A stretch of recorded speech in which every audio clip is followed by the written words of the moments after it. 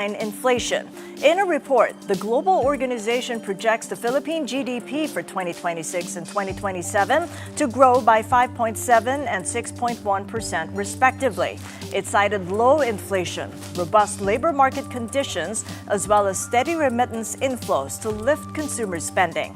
Both forecasts fall within the government's revised targets of 5 to 6% for 2026 and 5.5 to 6.5% for 2027. The UN also noted growth likely averaged 5% last year, below the government target and slower than the expansion in 2024 at 5.4%. Despite this, the country is projected to be the second fastest growing economy in Southeast Asia this year and the next, and the Philippine Statistics Authority will release official fourth quarter and full year 2025 GDP data on January 29th. The Bangko Sentral ng Pilipinas says its rate-cutting cycle may soon come to an end as inflation slowly picks up, even as economic growth remains fragile. BSP Deputy Governor Zino Abinoja said inflation is expected to trend toward the midpoint of 2 to 4% target, reducing room for further policy easing. Inflation rose to a 9-month high of 1.8% in December, while full-year 2025 inflation averaged 1.7%, the slowest since 2016. Growth, meanwhile, slowed sharply to 4% in the third quarter, weighed by weaker confidence tied to infrastructure corruption issues. With this, the Mora Global Markets Research sees room for further easing, projecting 2 25 basis point rate cuts this year, as slow government spending continues to weigh on growth. The think tank also expects 2025 GDP growth at 4.7%, below the government's target, with a rebound only in the second half. Looking ahead, the central bank expects growth to recover by late 2026, with stronger momentum building in 2027. Its next policy meeting is scheduled for February 19th.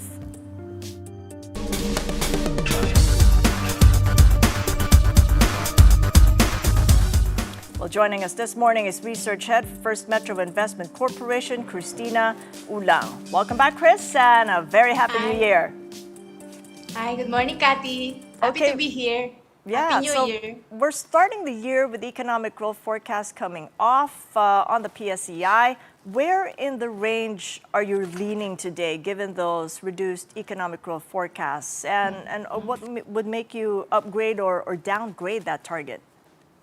Well, the economy is still growing. The number may not be like 6%, but we are continuing to grow over what we have achieved last year. So we grew last year maybe like 5%. Some are saying it's 4.8, 4.9, but we are rising from that level. So I think the perspective should be properly contexted, which is we are still growing 5.3%. And then what is consistent with that growth in terms of the corporate earnings would likely be 7%. According to analysts, the consensus estimates could be 7%, best of 10%. And if that is the case, then we have this policy easing also and supportive fiscal budget of 6.7 trillion.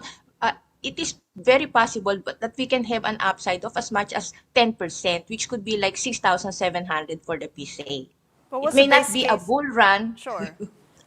May not be a bull run. It's just 10% improvement. But once the governance issues are addressed, who can huge. say? And it's really the governance issues, and who can say when it ends? I mean, after speaking with Nomura's Yuben Paracuellas last Friday, and he said it might take 2 more quarters before the catch-up carries out. So in that respect, what kind of forecast can we have for the PSEI, at least for the first 6 months? Well, in the what we're seeing now is a seasonal uptrend. Seasonally, we are on the approach to the Chinese New Year, and there's a lot of optimism. Usually, this is the year of the fire horse, and it means focus, and maybe the focus could be growth, recovery, corrective actions on the governance issues. So we're really coming from a very low base, and I think that's really the big incentive for investors to come. You're not coming in cheap. You're not coming in very pricey at pricey levels. We're coming from a PE of 9. A crisis like PE, we're oversold. The foreign investors have sold like almost $1 billion US. worth of stocks. And then we are also coming from the very low in terms of sentiment and also in terms of our GDP. So there seems to be no way but up and improvement towards progress, corrective action. So I think investors are going to be coming in at a very good level, good timing, but we will see volatility, of course. It cannot be a consistently upward movement, and yet that usually comes in the second quarter. Yeah. April and then May, sell in May and go away. So maybe we can have strength now, first quarter, and then maybe sell and then in the second quarter, and then the August is usually again a weak period, but we've seen strength last year in October. Well, Uh-huh. if And of course, anybody can agree on complicating. something, it really is, Chris, valuations. They have been described as bruised after a spate of calamities, the corruption probes, and the risk off tone. So, do you see 2026 as a classic value rally year for the PSEI, or do you think that foreign investors will still demand a discount for the governance and liquidity Yeah. risks? Yeah, the risk premium is really the concern. When will the risk premium on Philippine equities be tempered and be corrected? And I think that really depends on how government handles the process of this anti-corruption drive. And I think foreigners are going to be looking out for progress, for social justice, and of course, there are news now that adds to the complications, which is this refiling of impeachment complaints, rumor of another impeachment complaint on top of one, and ongoing investigation of other agencies also for governance issues. So there, and we are, I think, towards 2028. Politics is really intensifying. So I think the economic managers are really very much in a very challenging situation now right now, because they have to really pump prime the economy, stimulate the economy, and see to it that public investments the pace of spending goes back to normal. The ADB is saying it will take like four quarters historically for that public investment spending, the growth of that to normalize. So it may be a prolonged process, but the market is very forward looking Like for instance, now we're seeing a rally 6,003, we may be hitting 6,004 easily, largely on the corrective action in the governance front. And I think for 2027, if the forecast for GDP is 6%, then the market will really price that in. Maybe third quarter, fourth quarter of next year. Second half will be the swing period in terms of the big upside for Right. the So PSA. it's going to take some time then. If we just take it by a sector approach, how do you rank the opportunities this year amongst banks, property, consumer, info-related names, rates versus the more niche themes like, say, the tech enablers and the data centers? Well, Kathy, I see two themes this year. It's the quest for yields. Interest rates are dropping. Investors would want to achieve high yields on their investment. So they will be sticking to fixed income also, middle end and long end of the curve. And in terms of the risk asset, they will be looking for very sustainable dividend payers, generous payers of dividends, high dividend paying stocks to match that with fixed income, long high yielding fixed income. So I think it's the search for yield, and therefore very defensive stocks. So the names would really focus on companies that will be able to pay dividends, generous ones, sustainably, not just because prices have come down and so the yield is high. I think that's very artificial. So investors should be looking at the strength of corporate earnings and those that are not really tied to the cycles, those that are really very defensive in nature. So we have a lot of names, of course. And then the second would be back to basics because of the moderation of the growth. Its discretionary spending is going to be a bit weaker. And so the back to basic stocks like Pure Gold, Jollibee is restructuring, listing the foreign operations. So that is an upside. And then, of course, Monde and all those CNPF, all those related to the basic necessities. Let's take a look at those linked to the economy because banks, you previously said, fundamentals remain intact. And this is something that you said late last year, despite the short-term pain. But after the slowdown we've seen last year and the corruption overhang, how are bank loan books and earnings looking this year? Well, the banks mirror the economy, and I think for as long as the economy is growing, the banks will benefit. But there's going to be a different tone with respect to competition. Competition is going to be intense this year because we know that interest rates are dropping, loan spreads are likely to compress. So there will be very tough competition in the field of retail finance, consumer lending, credit cards, auto loans, mortgage. So these are very high yielding high margin segment of the business, and so the banks are going to be focusing on that because the corporate lending is going to be faced with tempered spreads.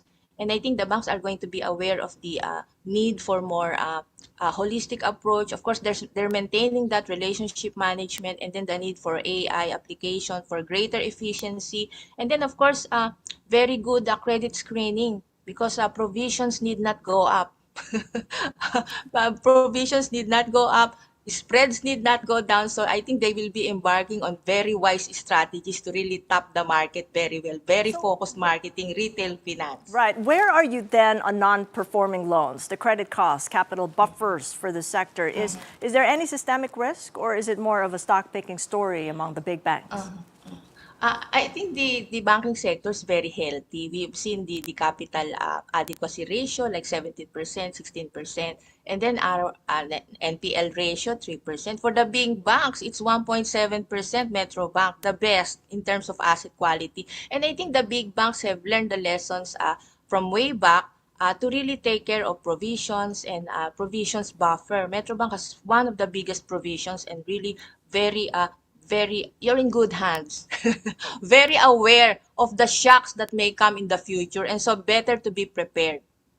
I think the banks are very prepared. We have a healthy banking system. That's why the foreign investors are still here. ADB is saying they're very much invested in the Philippines and will continue to be committed to the Philippines. In terms of central banks, though, do you see room for the Bangko Sentral to ease meaningfully, or do you think that the Fed and global yields will keep local policy on a short leash? Well, the communication now, I just heard from your news coming from the Deputy Governor of the BSP. I think they're tempering expectations for more rate cuts. But they're saying now it's nearing the end, but they're not saying it's the end. So they're going to be very data dependent, and I think they're going to be very careful because the peso is flirting with 59.29, and inflation on ha- is on the uptrend a bit, but still within expectations. So I think they're trying to manage expectations and not to. But I think the factor also to consider would be the Fed and the yield differential between the Fed and the BSP. So they're managing the yield differential, but I just hope the Fed cuts more so the dollar weakens and we have some kind of reprieve when it comes to the peso dollar rate. Just as a final point on the peso, how vulnerable is the currency this year? And what forex range is consistent with your equity and bond calls?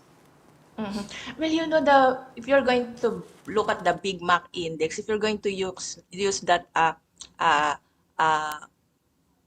that approach in terms of valuing the currency, we're very much undervalued. The risk premium is coming from the fact that we have this governance issue and the fact that we are cutting interest rates. In last year, the peso was at 55. The previous year, the peso was at 55. That was our best. So if we remove the risk premium coming from the governance issue, I think we will improve. We're not going to be at 59. We will be reverting and appreciating to our more normal level given our remittances, our exports, which is rising like 14%. Our trade deficit has come down from like 50 billion to 45 billion US dollars. And then our current account deficit has come down also late print, 12 billion US dollars to 9 billion US dollars. So what is really just contributing to the BOP deficit that the BSP said is going to widen is because of the debt servicing and the fact that the foreign direct investment has come down 20%. So if we are able to cure our governance problem, then we can see a healthier foreign direct investment that will contribute to the betterment of our balance of payments deficit. All right, there you go with the big if, but I'm going to hold on to your optimism there at the start of the year. Thank you so much for your views. Christina Thank Ulang you. of First Metro Investment Corporation. Well, in other news, the Securities and Exchange Commission has extended discounted fees for micro, small, and medium enterprises to further support growth. A 20% discount on registration fees for MSMEs registering as corporations has now been extended until March 31st. Meanwhile, MSMEs tapping the capital markets will continue to enjoy a 50% discount on securities registration fees until June 30th, helping lower the cost of going public. The rates were originally set to expire at the end of 2025. The SEC clarified applicants must qualify as MSMEs at the time of filing to avail of the discounts. You're watching Money Talks. We have world news coming up. Over 500 people are feared dead in anti-government protests in Iran. And a fatality has been reported in Australia's bushfires. Keep it here on One News.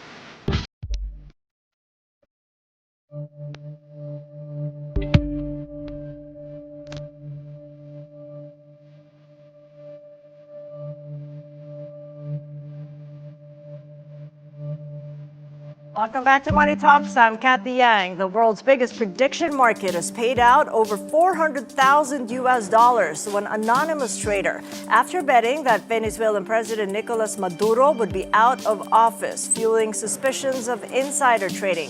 Polymarket has skyrocketed in popularity over recent years, with critics warning a 24/7 wagers exacerbate gambling addiction and broaden possibilities for potential insider trading.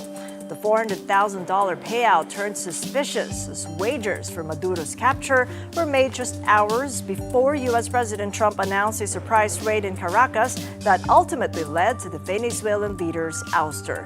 Now, heading over to a different kind of market, U.S. equities posted new records last Friday despite a mixed jobs report.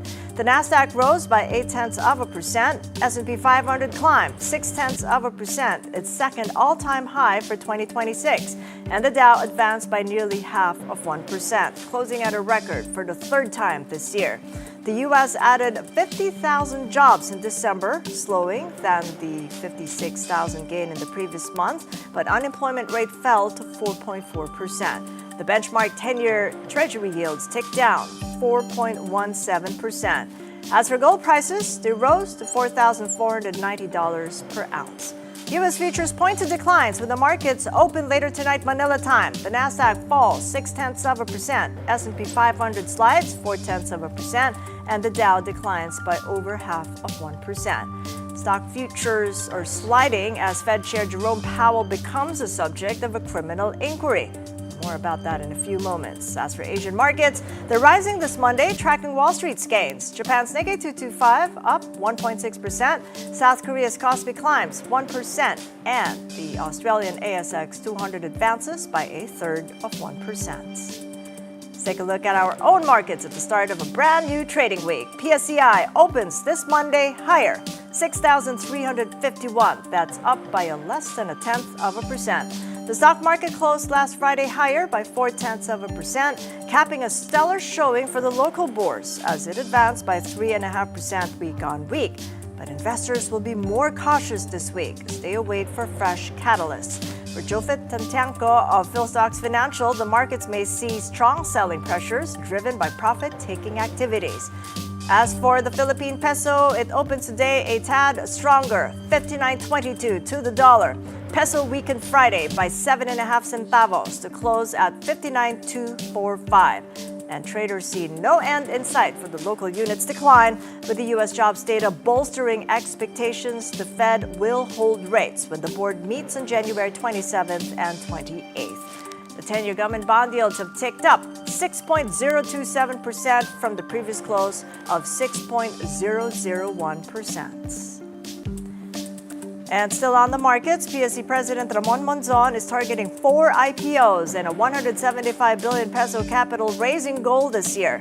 The PSE fell short last year of its target 6 IPOs, with only Top Line and Maynila debuting in the market. Monzon says for 2026, he is anticipating the IPOs of PNB Holdings Corp., which has already filed for listing, and GCash, which will debut once the revised float is approved. Mint, which operates GCash, has been pushing the Securities and Exchange Commission to reduce the public float for IPOs from the standard 20% to just 12% for market value of over 150 billion pesos. Bloomberg reported that GCash is looking to raise $1 billion to $1.5 billion from its IPO. Meanwhile, Monzon says the local bourse is targeting to raise around 170 billion to 175 billion pesos in capital, which will be higher than the 144 billion raised in 2025. Monzon is predicting that the PSEI will be one of the best performing markets this year, only if the government succeeds the holding of corrupt accountable and enacting long-term market reforms. And in corporate news, Meralco Powergen Corporation has denied buying shares in Solar Para sa Bayan of Batangas Representative Leandro Leviste. MGen clarified it invested instead in SB New Energy Corporation, or SB-NEC, a separate and publicly listed company also founded by Leviste. The company added it did not acquire any rights or interests related to Solar Para sa Bayan's congressional franchise. MGen said it complied with existing laws and regulations.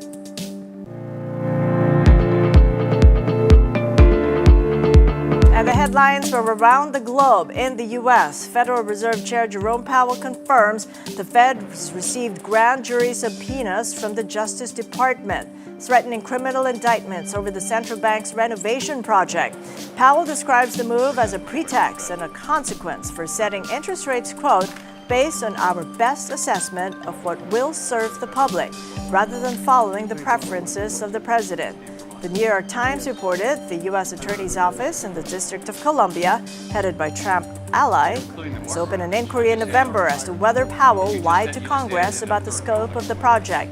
Trump has been at loggerheads with Powell over the pace of the Fed's existing cycle. In Iran, over 500 people are feared dead over 2 weeks of anti-government protests. Figures from U.S.-based human rights activist news agency show 490 protesters and 48 security forces have been killed due to the protests, which began on December 28th. The government won't release official figures, and it has taken a harder stance against protesters by cutting off phone and internet lines. Demonstrators initially took to the streets over the sudden plunge in the value of Iran's currency, but they eventually demanded to overthrow Tehran's clerical rulers. During his angelus prayer yesterday, Pope Leo calls for peace and dialogue in the Middle East, particularly in Iran and Syria, as well as an end to the violence in Ukraine. In Australia, human remains have been found in the bushfires that tore through over 300,000 hectares of bushland in the state of Victoria. Amid the summer heat wave, the bushfires have destroyed over 300 structures, leaving homes without power. Authorities have not identified the victim, which was found inside a vehicle in the town of Longwood. Firefighters say it will take weeks to control the blaze. Until then, properties, vineyards, and air quality will be impacted in Australia's worst summer fire since 2019. And in India, tech companies are privately opposing Prime Minister Narendra Modi's proposals to combat rising online fraud and data breaches in the world's second-largest smartphone market. Apple, Samsung, Google, and Xiaomi argue that India's package of 83 security standards, from sharing source code with the government and alerting authorities in major software updates, lacks any global precedent and risks revealing proprietary details. India's IT minister tells Reuters that, quote, any legitimate concerns of the industry will be addressed with an open mind. And before we go, the Golden Globe Awards are now underway in Beverly Hills, marking one of Hollywood's first major award shows of the year. On the red carpet, Lisa Manobel of Blackpink, rapper Snoop Dogg, Nick Jonas, and Priyanka Chopra were among the early arrivals, alongside nominees including Leonardo DiCaprio and Timothée Chalamet. Leading the film nominations is One Battle After Another with 9 nods, followed by Sinners with 7, as award season builds towards the Oscars in March. The ceremony, hosted by Nikki Glaser, kicks off the road to the Academy Awards in March. There you go with the eye candy. That is it for Money Talks. I'm Cathy Yang. Catch us again tomorrow at 9:30 a.m. Kapatid, we are One News, all sides, all the time. Have a great day ahead.